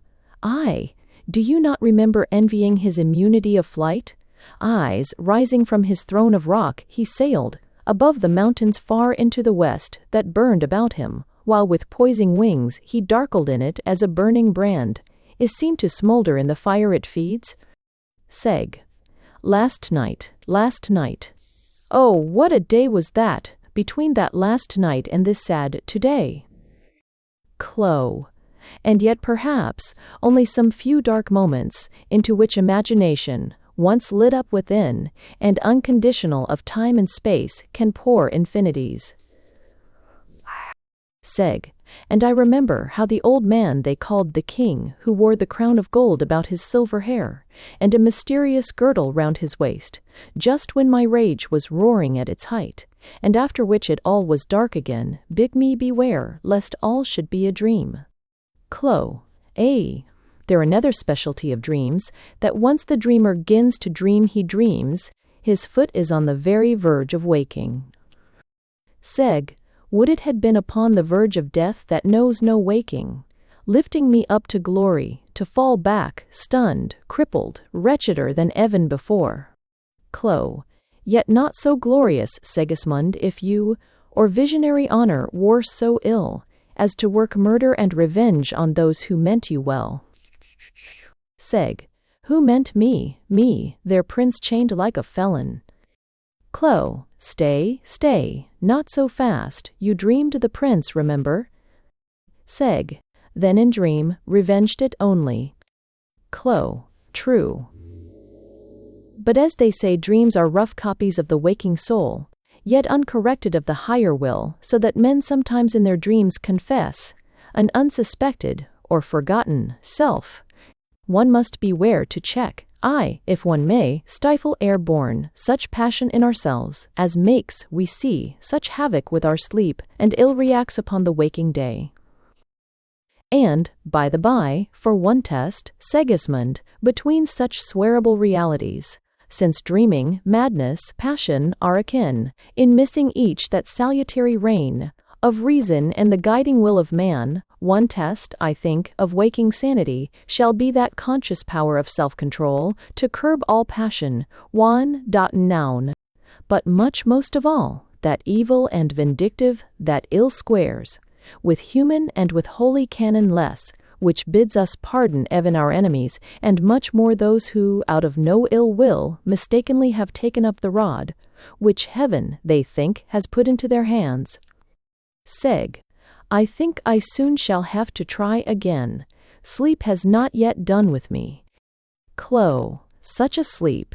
Take my advice. 'Tis early yet, the sun scarce up above the mountain, go within, and if the night deceived you, try anew. With morning dreams they say come true. Seg. Oh, rather pray for me a sleep so fast, as shall obliterate dream and waking too. Exit into the tower. Clo. So sleep fast, and sleep away those 2 night potions and the waking dream between, which dream thou must believe, and, if to see again, poor Segismund. And yet, in these our ghostly lives, half night, half day, half sleeping, half awake, how? If our waking life, like that of sleep, be all a dream in that eternal life, to which we wake not till we sleep in death. How if, I say, the senses we now trust, for date of sensible comparison, even the reason's self that dates with them, should be in essence or intensity, hereafter so transcended and awake to a perceptive subtlety so keen, as to confess themselves befooled before, in all that now they will avouch for most. One man like this, but only so much longer, as life is longer than a summer's day, believed himself a king upon his throne, and played at hazard with his fellows' lives, who cheaply dreamed away their lives to him. The sailor dreamed of tossing on the flood, the soldier of his laurels grown in blood. The lover of the beauty that he knew must yet dissolve to dusty residue, the merchant and the miser of his bags, of fingered gold, the beggar of his rags, and all this stage of earth on which we seem such busy actors, and the parts we played, substantial as the shadow of a shade, and dreaming but a dream within a dream. Fife. Was it not said, sir, by some philosopher as yet unborn, that any chimney-sweep who for 12 hours dreams himself king is happy as the king, who dreams himself 12 hours a chimney-sweep? Clo. A theme indeed for wiser heads than yours, to moralize upon. How came you here? Fife. Not of my own will, I assure you, sir. No matter for myself, but I would know, about my mistress, I mean, master. Clo. Oh, now I remember. Well, your master-mistress is well, and deftly on its errand speeds as you shall, if you can but hold your tongue, can you? Fife, I'd rather be at home again. Clo, where you shall be the quicker if while here you can keep silence. Fife, I may whistle then, which by the virtue of my name I do, and also as a reasonable test of waking sanity. Clo, well, whistle then, and for another reason you forgot, that while you whistle you can chatter not. Only remember, if you quit this pass. Fife, his rhymes are out, or he had called it spot. Clo, a bullet brings you to. I must forthwith to court to tell the king the issue of this lamentable day that buries all his hope in night. To Fife, farewell. Fife, but a moment, but a word. When shall I see my Miss Moss? Clo, be content, all in good time, and then, and not before, never to miss your master any more. Exit. Fife, such talk of dreaming, I begin. To doubt if I be dreaming I am Fife, who with a lad who called herself a boy, because I doubt there's some confusion here. He wore no petticoat, came on a time, riding from Muscovy on half a horse, who must have dreamt she was a horse entire, to cant me off upon my hinder face, under this tower, wall-eyed and musket-tongued, with sentinels a-pacing up and down, crying all's well when all is far from well, all the day long, and all the night, until I dream, if what is dreaming be not waking. Banners, sanbenitos, of which I wear the flamy finingest, through streets and places thronged with fiery faces, to some back platform. Oh, I shall take a fire into my hand, with thinking of my own dear Muscovy. Only just over that sierra there, by which we tumbled headlong into no land. Now, if without a bullet after me, I could but get a peep of my old home, perhaps of my own mule to take me there. All still, perhaps the gentlemen within are dreaming it is night behind their masks. God send him a good nightmare. Now then, hark! Voices, and up the rocks, and armed men, climbing like cats. Surely, he hides. Enter soldiers cautiously up the rocks. We in tortu. In first, we intrabury to also for two. We be enter intrabit, the also period for drong. Captain, this is the frontier pass at any rate, where Poland ends and Muscovy begins.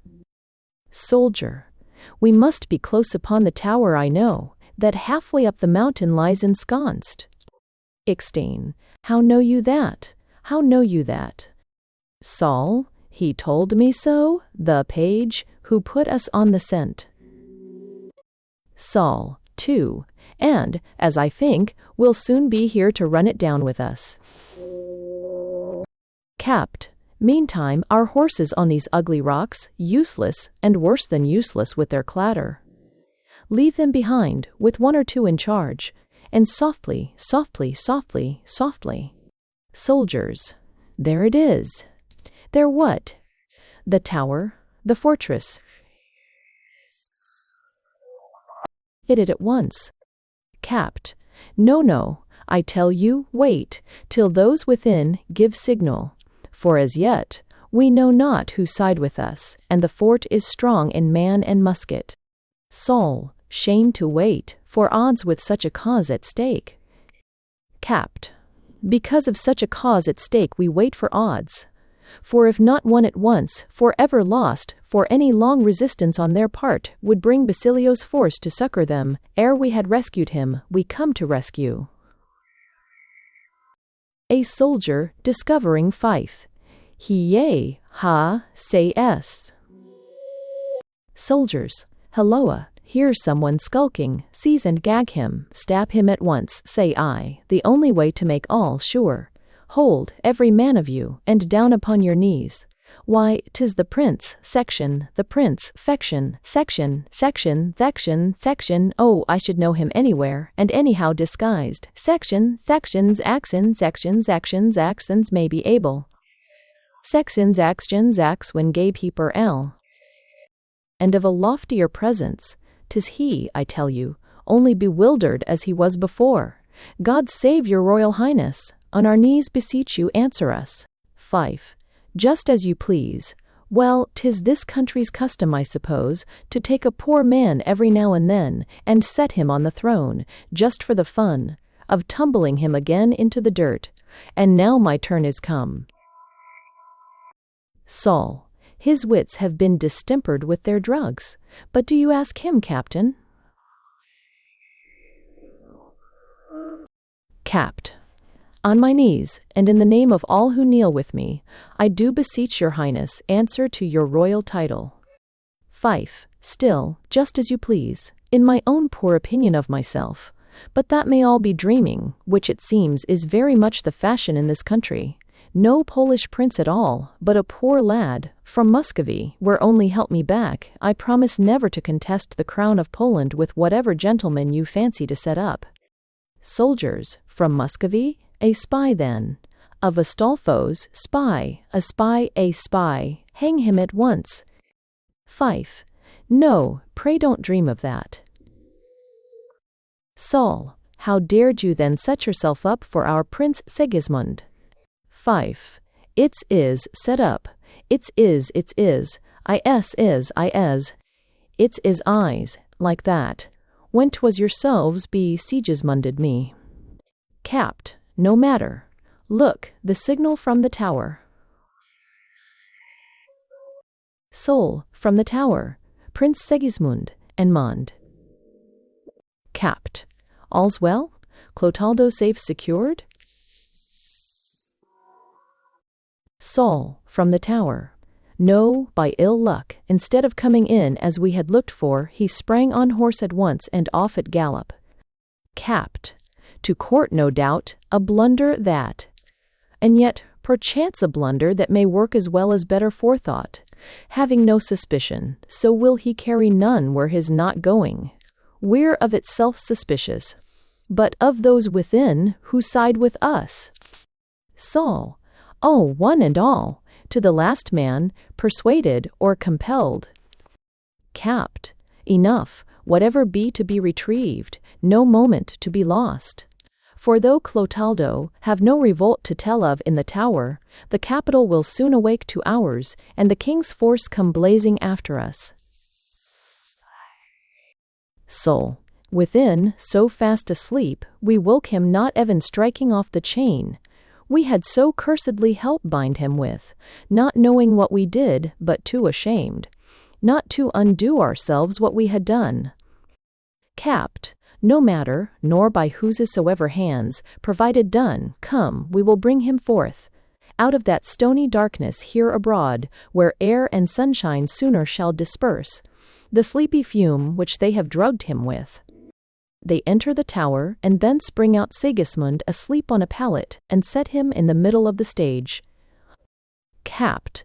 Still, so dead asleep the very noise, and motion that we make in carrying him, stirs not a leaf in all the living tree.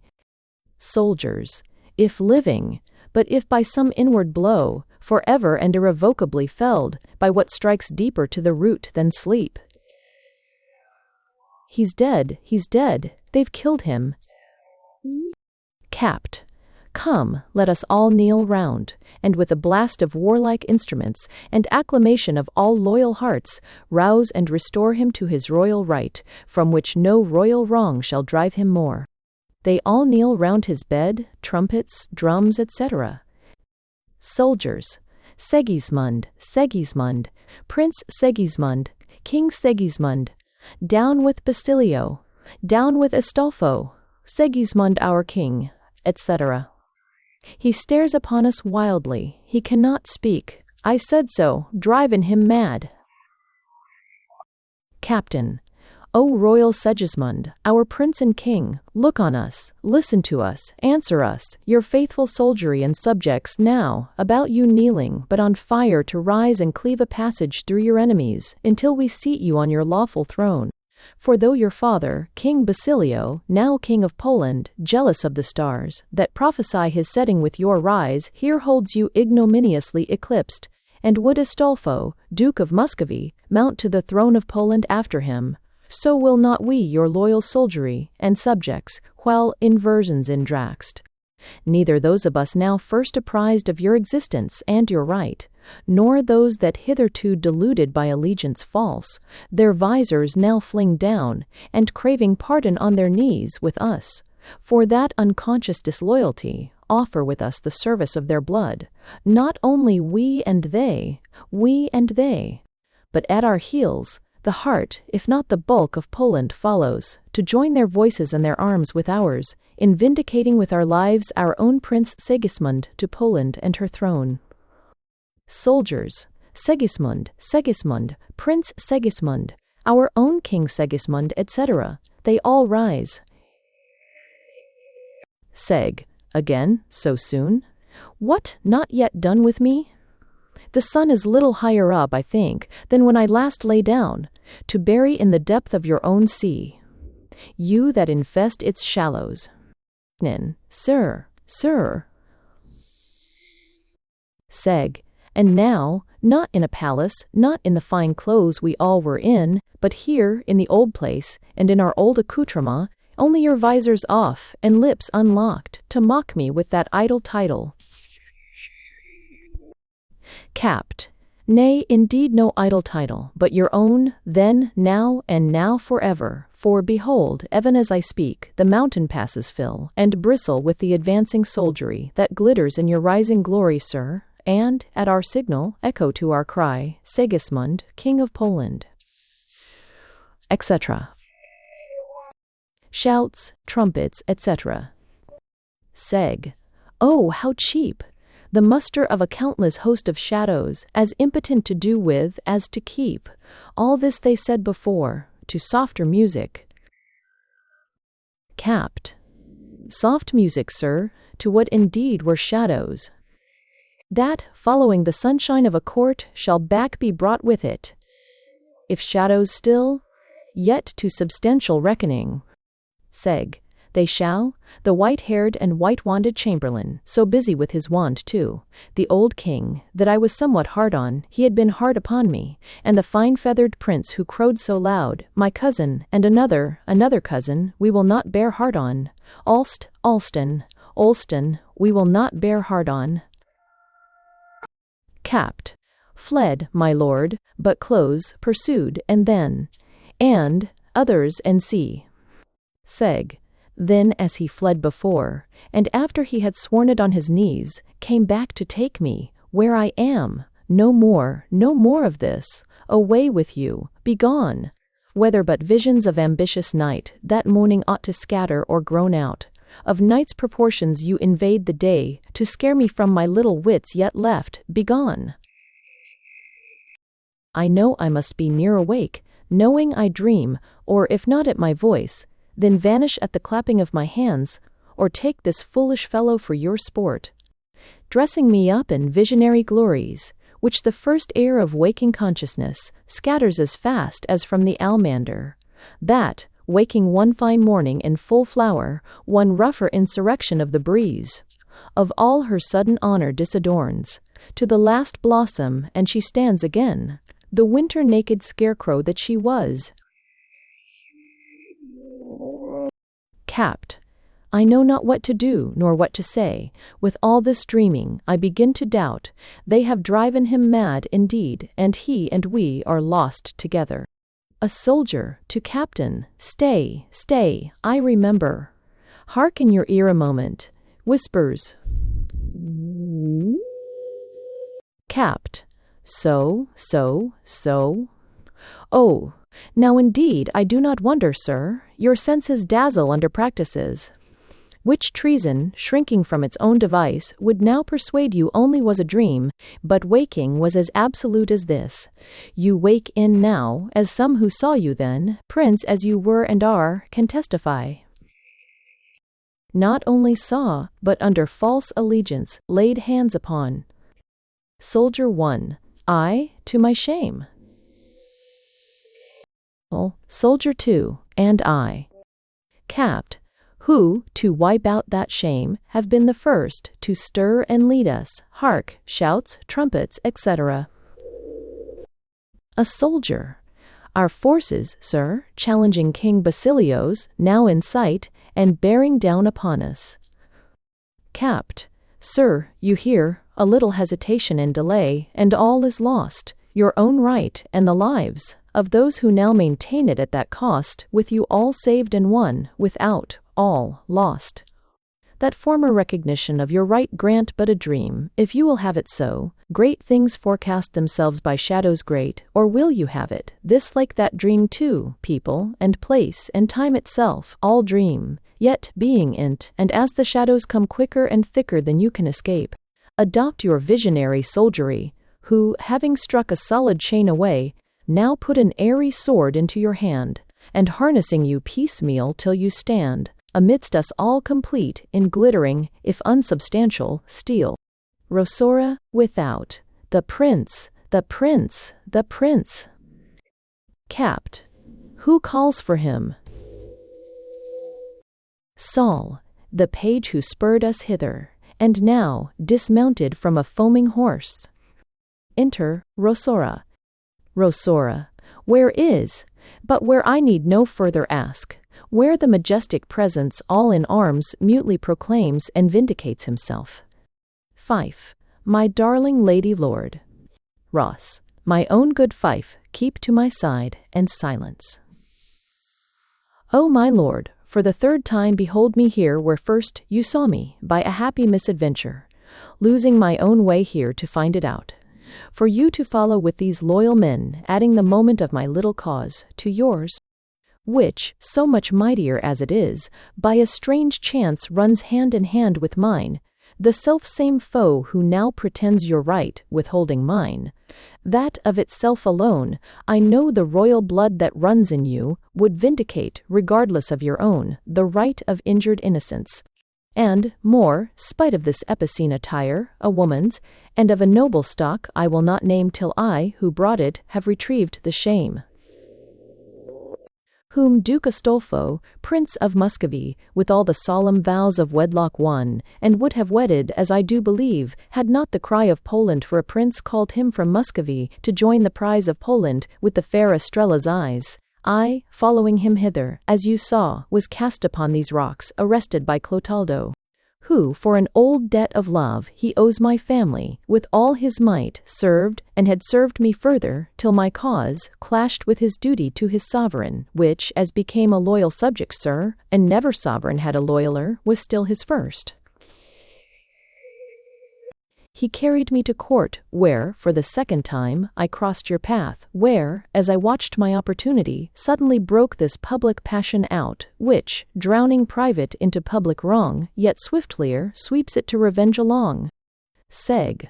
O God, if this be dreaming, charge it not, to burst the channel of enclosing sleep, and drown the waking reason. Not to dream, only what dreamt shall once or twice again return to buzz about the sleeping brain till shaken off forever, but reassailing one so quick, so thick, first creased, in the very figure and the circumstance of sense confessed reality foregone. In so-called dream so palpably repeated, the copy so like the original, we know not which is which, and dream so-called, itself inweaving so inextricably into the tissue of acknowledged truth. The very figures that impeople it, returning to assert themselves no phantoms, in something so much like meridian day, and in the very place that not my worst and veriest disenchanter shall deny, for the too well-remembered theatre of my long tragedy, strike up the drums. If this be truth, and all of us awake, indeed a famous quarrel is at stake. If but a vision, I will see it out, and, drive the dream, I can but join the rout. capped. And in good time, sir, for a palpable touchstone of truth and rightful vengeance too, here is Clotaldo taken. Soldiers, in with him, in with the traitor. Clotaldo brought in. T. Seg.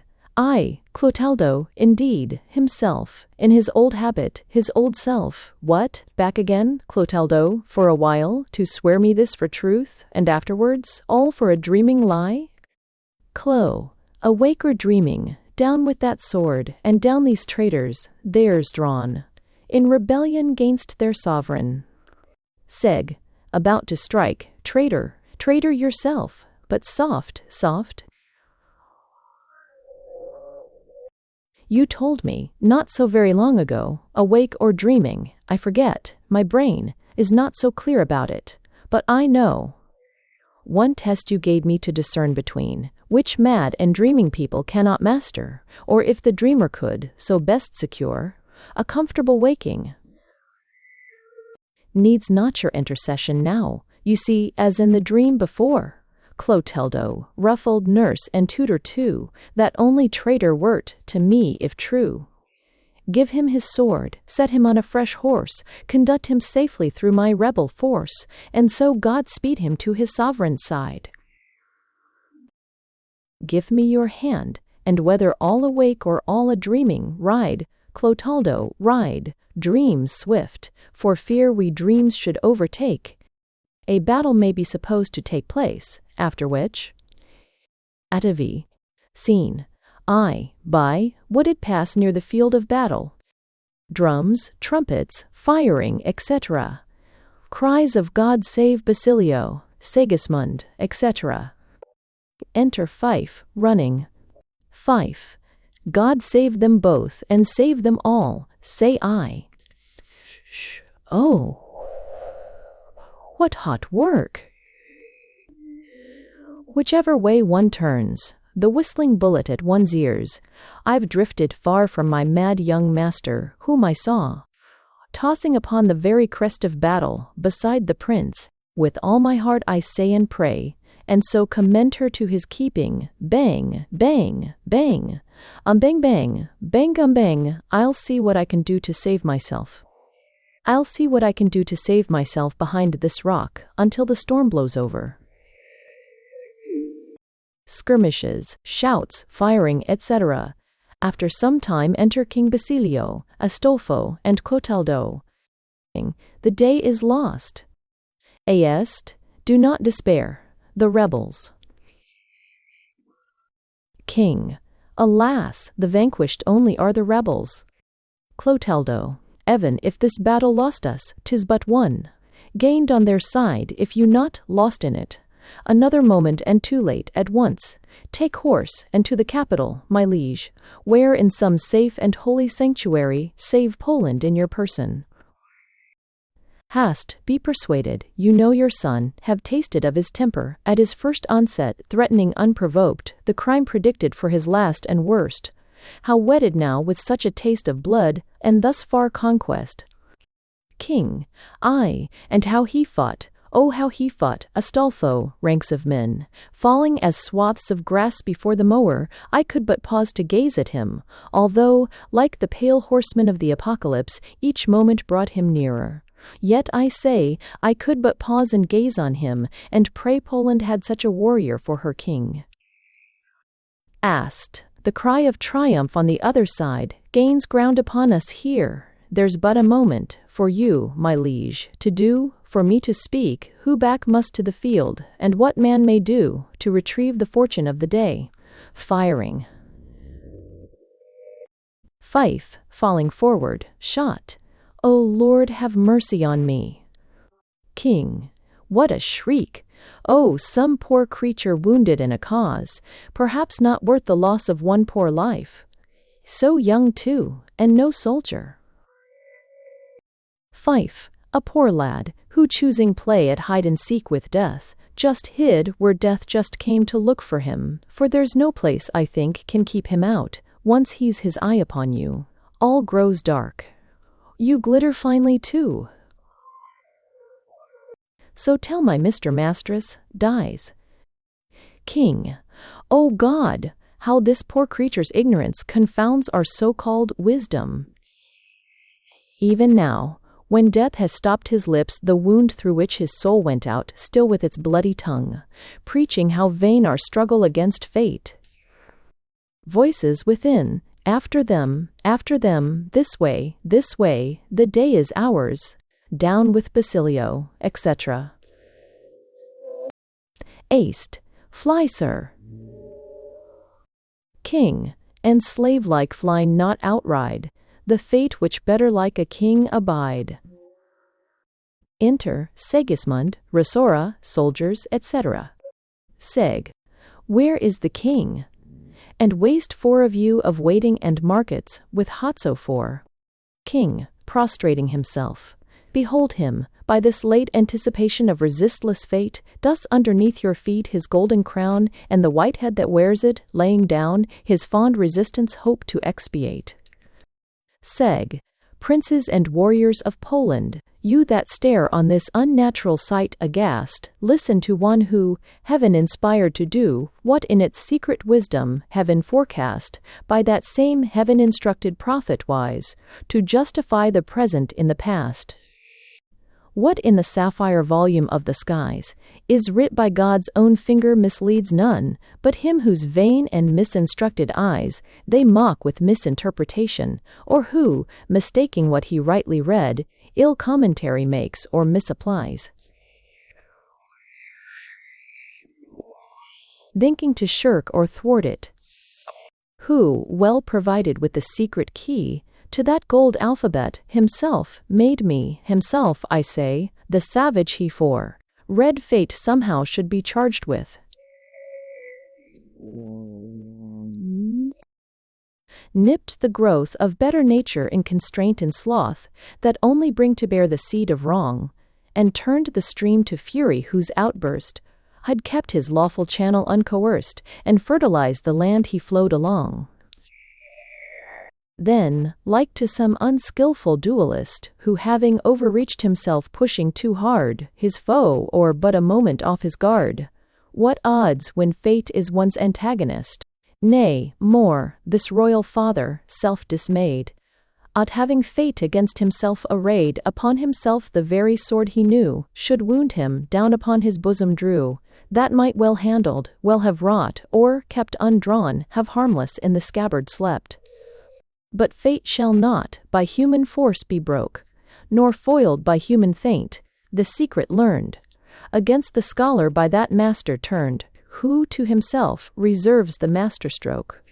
Witness whereof this venerable age, thrice crowned as sire, and sovereign, and sage, down to the very dust dishonored by the very means he tempted to defy the irresistible.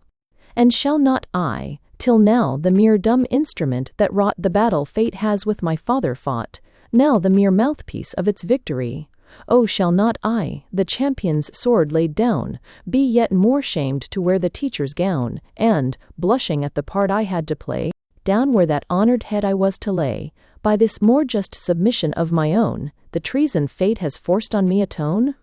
King, O Segismund, in whom I see indeed, out of the ashes of my self-extinction, a better self revive, if not beneath your feet, beneath your better wisdom bowed, the sovereignty of Poland I resign, with this its golden symbol, which if thus saved with its silver head inviolate, shall never more be subject to decline, our lust to be beaters from hence.